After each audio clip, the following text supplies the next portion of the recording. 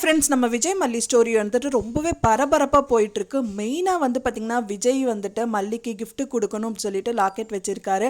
ஆனால் மல்லி வந்து விஜய்க்கு ஒரு கிஃப்ட் கொடுத்துருக்காங்க. பட் ஆனால் அந்த கிஃப்டை பார்த்தாங்க அப்படின்னா விஜய் வந்து சந்தோஷமாகவே இருக்க மாட்டார். ஆனால் மல்லிக்கு வந்து விஜய் கொடுக்குற கிஃப்ட்டு வந்து மனசளவில் அவங்க சந்தோஷப்பட்டாலும் அவங்களுக்கு வந்து பார்த்திங்க அப்படின்னா இப்போ இந்த ஃபேமிலியில் கூடாது அப்படிங்கிறதுக்கான சூழ்நிலையில் தள்ளப்பட்டிருக்காங்க.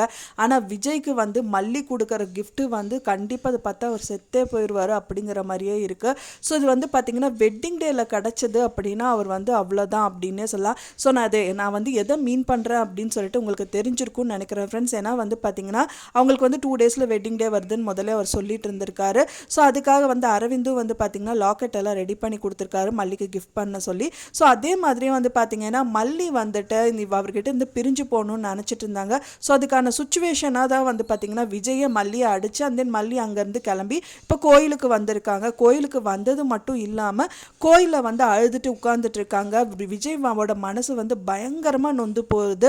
என்ன பண்ணுறதுன்னே தெரியாமல் வந்துட்டு உட்கார்ந்துட்டு இருக்காரு. உட்காருது மட்டும் இல்லாமல் அழுகிறதா சிரிக்கிறதா என்ன பண்ணுறதுன்னு மனசளவில் யோசிச்சுட்டு இருக்காரு. அப்போ தான் அவருக்கு வந்து யோசனை வருது, கண்டிப்பாக இப்படியே உட்காந்துட்டு இருந்தால் வேலைக்கே ஆகாது, கண்டிப்பாக நம்ம போய் மல்லியை தேடியே ஆகணும் அப்படின்னு சொல்லிட்டு வெண்பாவை வந்துட்டு அவங்க பெரியம்மா கிட்ட மல்லியோட பெரியம்மா கிட்ட விட்டுட்டு அவர் அங்கேருந்து கிளம்புறாரு அப்படின்னே சொல்லலாம். கிளம்புறது மட்டும் இல்லாமல் எங்கெங்கேயோ சர்ச் பண்ணுறாரு.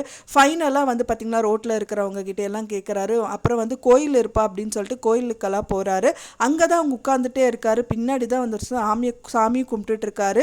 மல்லி வந்து பார்த்திங்க அப்படின்னா எதர்ச்சியாக வந்து விஜய் வந்ததை பார்த்துடுறாங்க. பார்த்தது மட்டும் இல்லாங்க புழுங்கி அழுகுறாங்க. அவர் என்னமோ வேண்டுறாருன்னு சொல்லிட்டு அது ஒளிஞ்சிருந்து கேட்கவும் செய்கிறாங்க.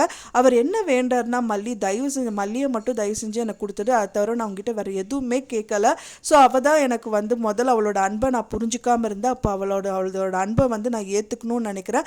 அதை மட்டும் நீ கூட எனக்கு வேறு எதுவுமே வேண்டாம் அப்படிங்கிற மாதிரி மனகுருக வந்து பார்த்திங்கன்னா சாமியை வேண்டிகிட்டு இருக்காரு. அதை மல்லி பார்த்தவொன்னே என்ன பண்ணுறது அப்படின்னு தெரியாமல் தகச்சு போய் நின்றுட்டு இருக்காங்க.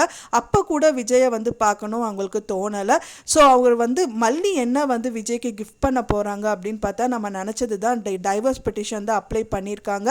அண்ட் தென் வக்கீலும் சொல்லியிருப்பாங்க. அவங்களோட வக்கீல் வந்துட்டு ஒரு 2 டேஸில் அவர் கைக்கு வந்துடும் மாதிரி அன்றைக்கி சொல்லியிருந்தாங்க. அது வந்து பார்த்திங்க அப்படின்னா அவரோட கல்யாண நாள் அப்போ வந்துருச்சு அப்படின்னா ரொம்பவே வந்து சங்கட்டமாக இருக்கும் விஜய்க்கு. ஸோ அதை தான் வந்துட்டு அந்த மாதிரி தான் ஸ்டோரி இன்னி கொண்டு போவாங்க அப்படின்னு எதிர்பார்க்கப்படுது.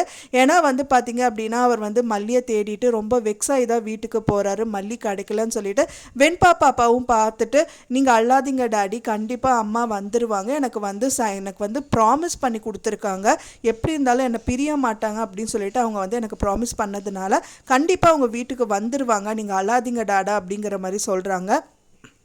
அந்த டைம் பார்த்து டைவர்ஸ் பெட்டிஷன் அவர் கைக்கு கிடச்சது அப்படின்னா வக்கீல் நோட்டீஸ் கிடச்சிதுன்னா அது பார்த்தோன்னே பயங்கர டென்ஷன் ஆயிடுவார். முதல்ல நொந்து போயிருக்காரு. அப்படியே மனசொடங்கி அங்கேருந்து கீழேயே விழுந்துருவார் அப்படின்னு சொல்லலாம். ஸோ அந்த மாதிரி நடக்குமா அப்படின்னா நடக்கும் தான் நினைக்கிறேன் ஃப்ரெண்ட்ஸ். பட் ஆனால் வெயிட் பண்ணி தான் பார்க்கணும் என்ன நடக்கும் அப்படின்னு சொல்லிட்டு. ஏன்னா நிறைய ட்விஸ்ட் அண்ட் டர்ன்ஸ் வந்து கொடுத்துட்டே இருக்காங்க. மெயினாக வந்து பார்த்திங்கன்னா அரவிந்த் மூலியமாக தான் மல்லி வந்துட்டு விஜய்க்கு தெரிய வரும். அதாவது மல்லி அங்கே ரோட்டில் பார்த்தேன், ஸோ அவங்க வந்து நான் பார்த்துட்டு தான் வந்தேன் அப்படிங்கிற மாதிரி சொல்லுவாங்க. ஸோ அதை வச்சு விஜய் திரும்பவும் வந்துட்டு அந்த கோயில் வாசல்கிட்ட எங்கேயாவது போய் சர்ச் பண்ணுவாரோ இல்லை எப்படி மல்லியை பார்த்துட்டாருன்னா கூட்டிகிட்டு வந்துடுவாரா அப்படிங்கிற மாதிரியெல்லாம் வந்து எபிசோட்ஸ் வந்து போயிட்டுருக்கு. கண்டிப்பாக வந்து அரவிந்த் மூலிமா மட்டும்தான் மல்லி இங்கே இருக்காங்க அப்படின்னு தெரிய வரும் தான் நான் நினைக்கிறேன் ஃப்ரெண்ட்ஸ். ஆனால் அரவிந்த் வந்து கண்டிப்பாக மல்லியை ரோட்லேயே பார்த்து விஷ் பண்ணியிருக்காங்க, வெட்டிங் ஆனிவர்சரிக்காக விஷ் பண்ணியிருக்காங்கங்கிறதுனால கண்டிப்பாக வந்து அரவிந்த் வந்து விஜய் கிட்ட சொல்கிறதுக்கு நிறைய சான்சஸ் இருக்குது. ஸோ அதை வச்சு மல்லி எப்படியா கண்டுபிடிச்சி வீட்டுக்கு கூட்டிகிட்டு வரக்கும் சான்சஸ் இருக்குது. ஸோ அந்த டயத்தில் அவருக்கு பெட்டிஷன் வரக்கும் சான்சஸ் இருக்குது. ஸோ இந்த மாதிரி கதைக்களம் வந்து மூவாக இருக்குது. ஸோ நீங்கள் எப்படி நடக்கும் நீங்கள் நினைக்கிறீங்க அப்படின்னு சொல்லிட்டு உங்களோட கருத்துக்களை மறக்காமல் எனக்கு கமெண்டில் ஷேர் பண்ணுங்கள். நான் சொன்னது தகவல் உங்களுக்கு பிடிச்சிருக்கும்னு நினைக்கிறேன் ஃப்ரெண்ட்ஸ். பிடிச்சிருந்தால் மறக்காமல் லைக் பண்ணுங்கள், ஷேர் பண்ணுங்கள், கமெண்ட் பண்ணுங்கள், சப்ஸ்கிரைப் பண்ணுங்கள். மேலும் இன்னொரு மல்லி சீரியல் அப்டேட்டோட நெக்ஸ்ட் மீட் பண்ணுறேன். தேங்க்ஸ் ஃபார் வாட்சிங் மை வீடியோ ஃப்ரெண்ட்ஸ். நெக்ஸ்ட் வீடியோவில் பார்க்கலாம்.